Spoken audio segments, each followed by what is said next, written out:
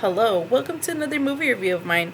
Afterwards, please take the chance to visit my website, www.thesceneviewer.com, where I have thousands of movie reviews, 60 plus lists of best films per genre, yearly rank lists with top 5 per category going back to 1914, and dozens of miscellaneous lists including TV shows, actor profiles, and top 10 films per actor. The link can be found below. Today we are reviewing The Last Days of Patton, 1986.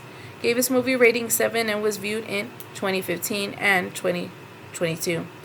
I saw Patton and liked it very much thanks to George C. Scott's Oscar-winning performance.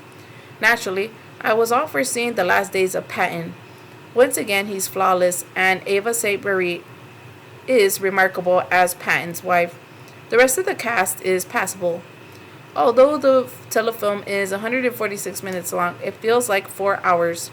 Because my interest couldn't be sustained through any unnecessary scenes, I took some breaks. It's hard to see the relevance of flashbacks to Patton's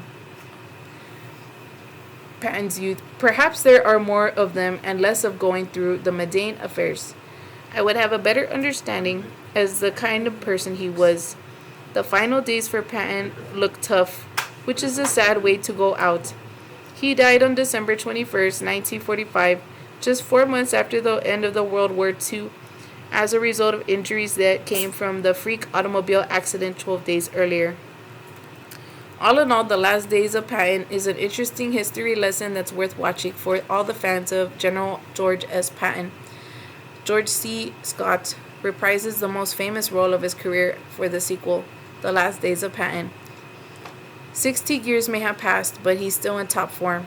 The cast isn't bad, as it includes Ava Marie Scott, Murray Hamilton in his final acting role, who also worked with George C. Scott in Anatomy of a Murder, and Ed Lauter. Because of them, the film is watchable but is ultimately sad in the final hour. The events portrayed may seem like weeks going from the automobile accident to Patton's death, but in reality, it was only 12 days. Seatbelts for vehicles weren't in vogue at the time. When Patton passed away, many in the Army and in the Washington, D.C.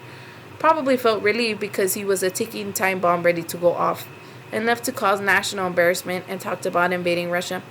Therefore, there's a strong indication that he was mentally ill as a result of many brain injuries during those horse accidents and military battles, among others. Sean Gordon, Patton's niece, may be shown in the film, but there are rumors that they romantically involved for a long time. She killed herself 18 days after his death. All in all, if you're a fan of Patton and want to see more, you should continue with The Last Days of Patton. Thank you so much for joining me for this review. Don't forget to visit my website at www.thesceneviewer.com.